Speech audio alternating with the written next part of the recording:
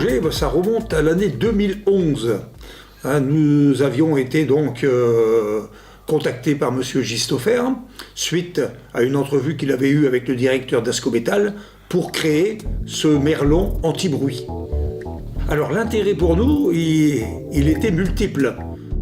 Mettre un merlon anti-bruit pour pouvoir masquer une partie tout au moins de ce site industriel, c'était déjà un avantage conséquent. En plus, ça isolait le bruit de l'usine, puisque bon, c'est une aciérie, donc ça permettait phoniquement de remédier à ce problème. Et M. Gistofer nous avait promis de paysager ce merlon en plus, triple objectif, donc le mur pour isoler du bruit, paysager, et vraiment pour nous donner quelque chose qui masquait le site industriel. On parle d'un mur anti-bruit, puisque bon, c'est le terme qu'on lui avait donné. Moi, je préfère le terme merlon paysager, dans le sens où le merlon, il est travaillé également. Alors ça avait été un objectif qui avait été défini au départ, pour le creuser un peu sous forme de dune, pour rappeler justement le milieu dunaire qui est tout à fait à proximité, à quelques centaines de mètres.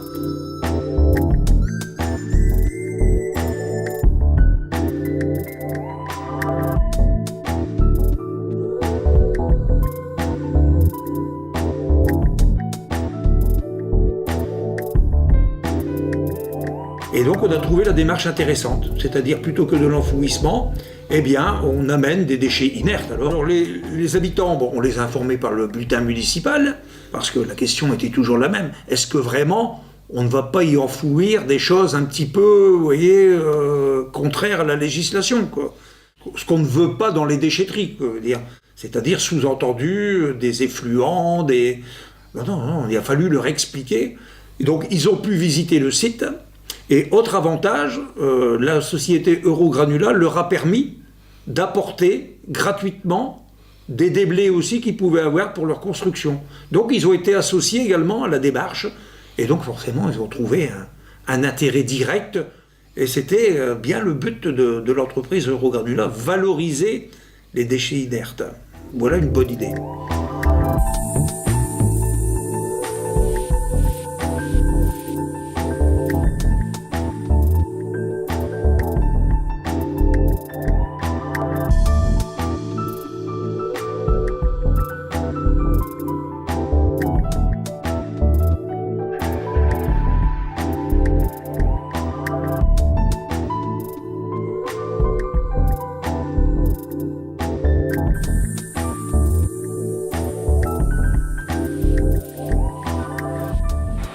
Si vous arrivez et que vous êtes un client pour la toute première fois, vous signez un protocole de sécurité. Je vous explique les règles du site, parce qu'il y a des règles à respecter, c'est-à-dire rouler à moins de 20 km/h, faire attention aux endroits où je leur demande de vider, parce que tel produit, je ne le veux pas. Dès que c'est du beau terreux, vraiment du bon matériel, je le veux plutôt côté route. Ça me permet de faire les finitions avec du beau produit. Tout ce qui est gros morceaux de béton, je leur demande d'être plus centré, comme ça me fait un cœur vachement costaud. Donc je réceptionne le client, je vois aussi le produit, parce qu'on ne veut pas de produits polluants.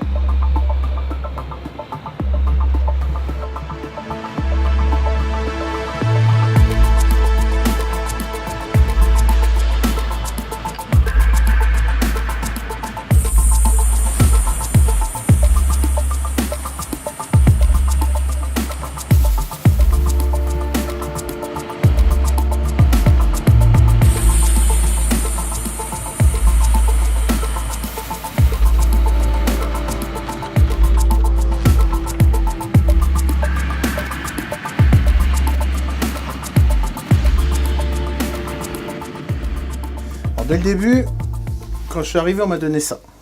Ça, c'est le projet d'origine. On voulait que ça ressemble à une dune. Donc c'est 2 mètres pour 2 mètres et ainsi de suite. Après, c'est une base. On sait qu'on va arriver au maximum à 12 mètres. Ça, c'est ce qu'on récupère à la fin. Voilà, c'est sur des carrés de 30 mètres sur 30 mètres.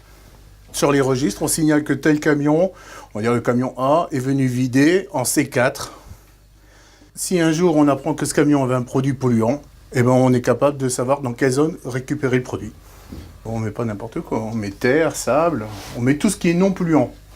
Tout ce qui ne peut pas atteindre la nappe phréatique ou qui peut se dégrader dans les années.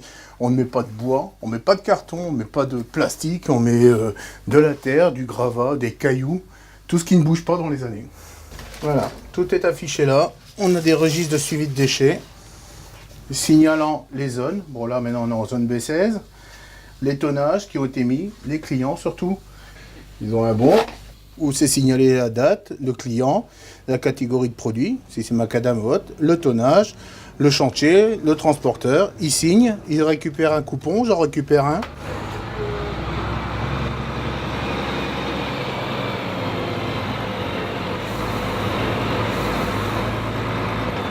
Donc je vais vous faire signer un joli protocole de sécurité vu que c'est votre première fois. Je vais signer un protocole de sécurité pour lui donner les consignes du site. Les consignes de sécurité, ce qu'il doit faire, ce qu'il ne doit pas faire. T'as quoi dedans? Des blés routiers, de tout, du sable, l'enrobé. L'enrobé. Combien de tonnes? Ça, t'as à peu près 10 tonnes. Ok. C'est assez simple. Tout ce qui est sable terreux, cailloux, un peu vraiment sec, je veux qu'à partir de la butte, toute la partie gauche, tu as le droit d'aller vider. Ouais. Et dès que tu sens que ton produit il est gras, gadou et haute, Ouais. tu le mets sur la droite que je puisse le gerber en hauteur. D'accord. Ouais, Voilà. c'est sec. Voilà, donc tu mets à côté du tas. De toute façon, là, tu vois, le premier tas à gauche, là, t'as pas Ouais, juste à côté de l'herbe, là. Ouais, Voilà. ça marche.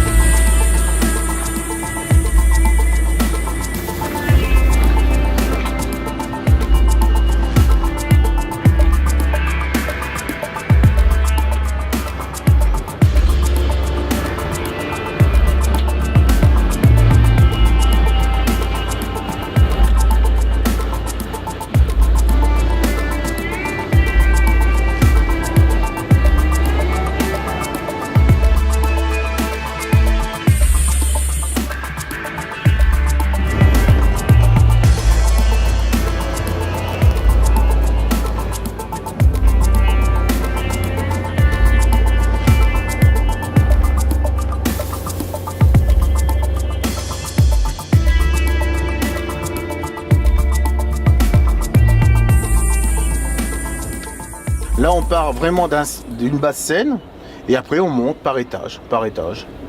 C'est tout, c'est aussi simple. On façonne, quand on voit qu'on a bien avancé, on refait une finition vite fait. Mais c'est vrai que 90% c'est pousser, préparer le terrain. La finition, c'est même pas 10% de mon travail sur une année. Je dame sur toute la surface, je roule dessus, je compacte sur 15 cm et hop, dès qu'il y a un autre camion qui vient, on remonte de 15 cm, 15 cm. Et du coup, ma butte, elle se décale vers la fin de 15 cm. On va dire que nous, on fait la première étape, on fait le squelette et la nature fait le reste, elle met les plantes. Et maintenant, les petits jeunes, ils mettent ce qui manque. Là, ils s'occupaient d'implanter tout ce qui a été prévu depuis l'ouverture du site. Ils avaient prévu un projet, mettre des végétaux qui ont vraiment à voir avec le paysage. Et donc, ils mettent des végétaux qui sont vraiment de chez nous. Et c'est super parce que du coup, ça leur permet d'ouvrir un très grand chantier parce que c'est un des plus grands chantiers qu'ils ont eu au niveau ampleur, c'est-à-dire hauteur et tout. C'est plus dans les marais qu'ils travaillent, ainsi de suite.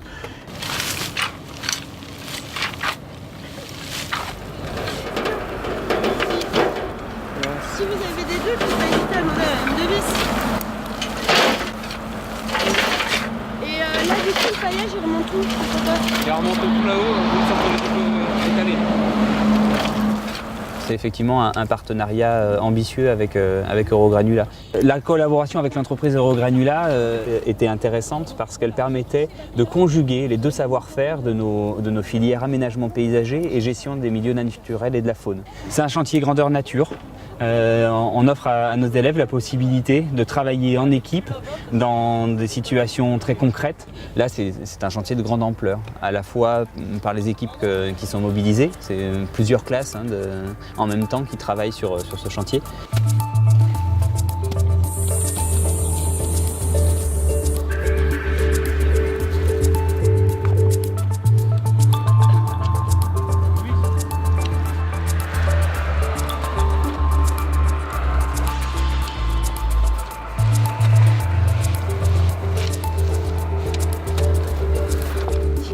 En termes de travaux paysagers, on a une classe de terminale bac pro qui a accompagné une classe de CAP deuxième année, travaux paysagers aussi. Et du coup, ce qui est intéressant, c'est qu'un bac pro est censé être chef d'équipe à terme. Et du coup, l'objectif, c'est qu'ils puissent encadrer leurs plus jeunes homologues de manière à gérer le chantier. Et donc, ils vont diriger tout en travaillant, bien sûr, de manière à ce que l'objectif de fin de journée soit atteint. La délimitation des parties, je sais pas quoi.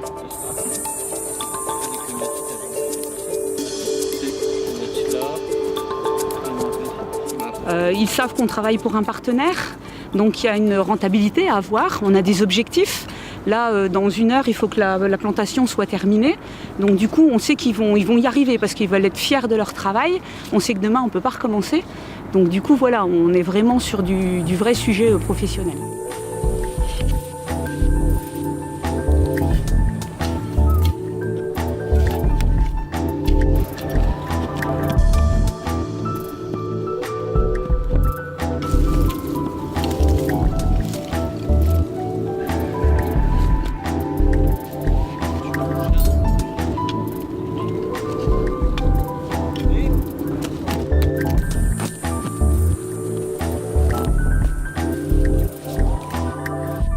Alors, en termes de zone à planter, ça a été conçu par un architecte paysagiste qui a fourni les plans à Eurogranula. Donc l'idée, c'était, puisqu'on est sur des terrains qui peuvent être assez sableux, comme dans les dunes justement, de retrouver des végétaux qu'on a dans les dunes. Alors on a 15 500 végétaux et on a 23 espèces différentes. Donc dans l'arbuste, la graminée, la vivace couvre-sol et quelques sujets de plus haut jet qui font environ une quinzaine de mètres. Donc qui sont des peupliers blancs et des peupliers trembles.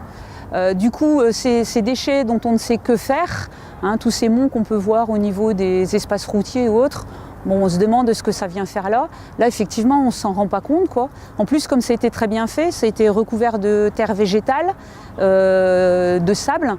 Du coup, on ne retrouve pas trop de déchets minéraux en surface. Et du coup, ça facilite un petit peu le travail. Ouais.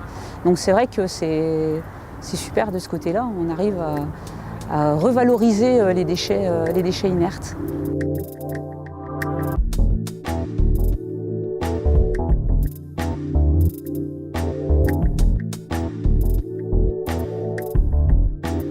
Nous sommes très fiers de cette réalisation qui s'intègre parfaitement dans le paysage du littoral de la mer du Nord. Depuis plus de 20 ans, Eurogranula réalise des ISDI, toujours avec une finalité environnementale et toujours en concertation avec les industriels ou les collectivités locales. Mais c'est la première fois qu'Eurogranula a tissé un partenariat école-entreprise sur une durée aussi longue, plus de 2 années scolaires. C'est une réussite et nous sommes très satisfaits de l'application de la direction et des enseignants du lycée agricole de Dunkerque. Et nous avons aussi été très agréablement surpris par le professionnalisme des élèves.